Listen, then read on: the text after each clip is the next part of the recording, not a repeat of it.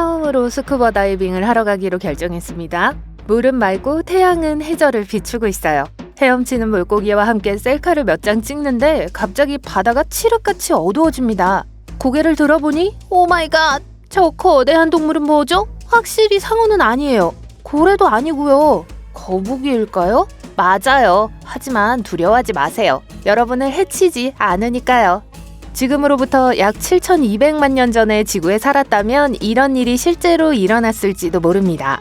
과학자들은 최근 약 4m까지 자랄 수 있는 거대한 바다거북 화석을 발견했어요. 얼마나 큰 크기인지 잘 모르시겠다면 몇 가지 예를 들어드릴게요. 평균적인 하마의 길이나 골든 리트리버 6마리 또는 마이클 조던 2명을 겹쳐서 쌓아올린 높이와 맞먹는 크기예요. 거북이의 학명은 리바이어던이라는 옛날 바다 괴물에 대한 오마주입니다. 학교 역사 시간에 배웠던 기억이 있으실 거예요. 리바이어던은 너무 탐욕스럽다고 여겨지는 배나 사람을 통째로 삼키는 신화 속 생물로 알려져 있어요. 이 거대한 바다 거북에게 삼켜지는 상상을 해보신 적이 있나요? 전 괜찮습니다. 이 거대한 생물의 화석은 2016년부터 2021년까지 스페인 북동부 지역에서 발굴되기 시작했어요. 첫 번째 화석은 스페인 피레네 산맥의 한 등산객이 발견한 것으로 길이가 약 20cm에 달했습니다. 이 거북이의 골반 크기만 약 90cm에 달해요. 이 거북이가 멸종하지 않았다면 오늘날 가장 큰 거북이 중 하나였을 거예요. 참고로 오늘날 살아있는 바다 거북 중 가장 큰 거북은 몸 길이가 2m까지 자랍니다. 이미 꽤 큰 크기죠. 그럼 선사시대의 거대한 정갈은 어떨까요? 여기 대부분의 사람들은 정갈을 좋아하지 않을 거예요. 특히 독이 있으니까요. 그렇기 때문에 3m 길이의 수생 정갈을 상상하는 건 악몽의 소재가 될 수 있습니다. 정갈이 약 4억 년 전에 멸종하지 않았다면 오늘날 호수와 강은 인간에게 훨씬 더 위험한 장소가 됐을 거예요. 이 거대한 곤충은 당시 물고기부터 다른 동물, 심지어 같은 종의 동물까지 모든 것을 사냥하는 최상위 포식자로 여겨졌어요. 우와, 상상만 해도 소름이 돋네요. 이 영상에서는 지구를 강타한 소행성에게 감사해야 할까요? 만약 살아있었다면 인간에게 충격을 주었을 또 다른 선사시대 동물은 메가테리움이라고 불리는 거대한 나무늘보입니다. 이 거대한 나무늘보는 길이가 최대 6m까지 자란 것으로 추정돼요. 몸무게는 최대 3,600kg에 달합니다. 이 나무늘보는 남아프리카의 산림과 초원에서 발견됐는데 높은 가지에 있는 나뭇잎에 닿기 위해 2발로 서 있었습니다. 이 거대한 나무늘보는 거대한 발톱을 가지고 있어 나무를 오르는 데 도움이 됐어요. 코끼리만한 나무늘보가 나무를 오르는 모습을 상상하는 것 자체가 불편하네요.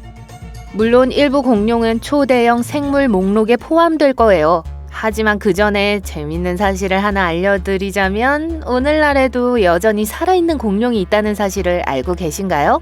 과학자들은 새가 수강류 공룡으로 분류된다는 사실을 입증했습니다. 티렉스와 벨로시랩터와 같은 악명 높은 생물들이 이 그룹에 속해 있었죠. 주라기 공원을 보셨다면 이 이름을 한 번쯤은 들어보셨을 거예요. 벨로시랩터는 부엌에 침입하는 무서운 공룡입니다. 이 공룡은 진화에서 깃털을 얻고 오늘날 우리가 알고 있는 다양한 종의 새로 변했어요. 즉 닭부터 작고 파란 새까지 모든 새는 공룡의 직계 후손이라는 뜻이죠. 스피노사우루스라는 이름을 들어보신 적이 있나요? 오늘날 일부 박물관에서 이 거대한 공룡을 화석으로 볼 수 있습니다.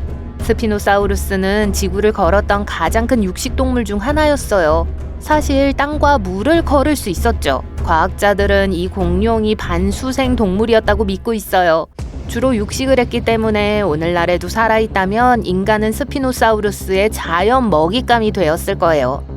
이 육식공룡은 약 9천만 년에서 1억 년 전에 살았습니다. 몸 길이는 약 18m, 높이는 4m, 무게는 최대 22톤에 달했어요. 머리는 볼링공 8개 정도의 크기로 악어의 얼굴 모양을 하고 있었죠. 기본적으로 스피노사우루스는 악어의 얼굴을 한 커다란 아프리카 코끼리였습니다. 네, 농담이지만 그래도 재밌어 보이겠죠?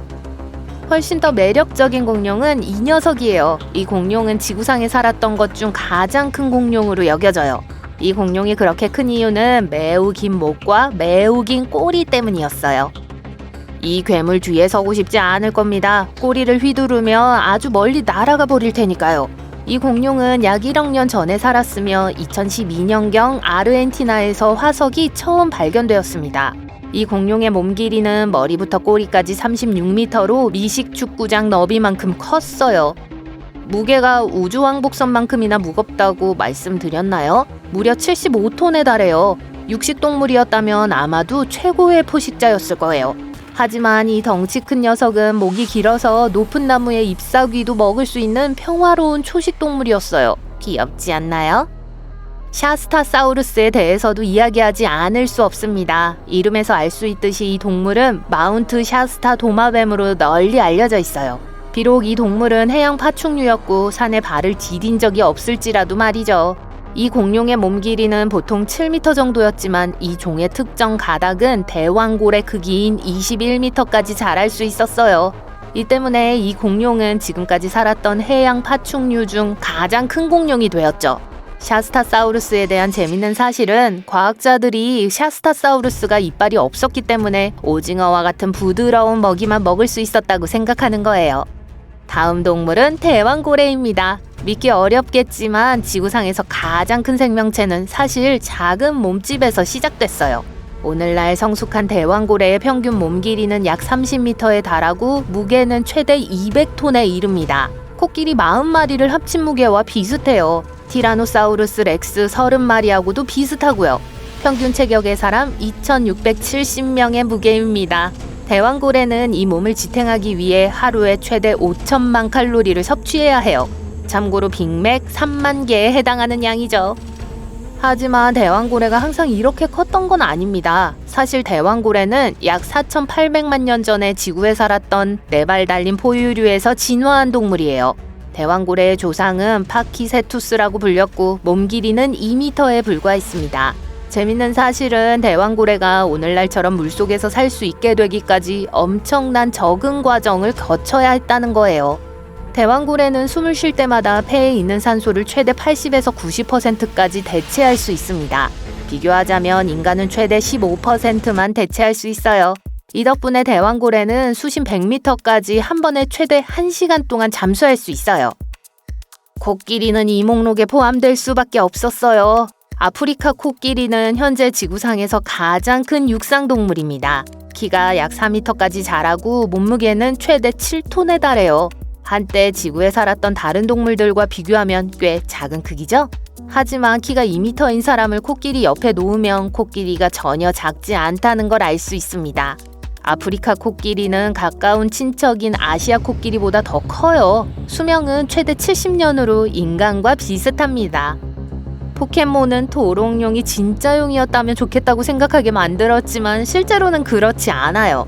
하지만 도롱뇽은 여전히 꽤 멋질 수 있어요. 살아있는 양서류 중 가장 큰 종으로 알려진 거대한 도롱뇽이 있어요. 도롱뇽은 보통 크기의 사람만큼 자라서 최대 약 1.8m까지 자랄 수 있어요. 수중에서 만나는 건 즐겁지 않을 것 같네요.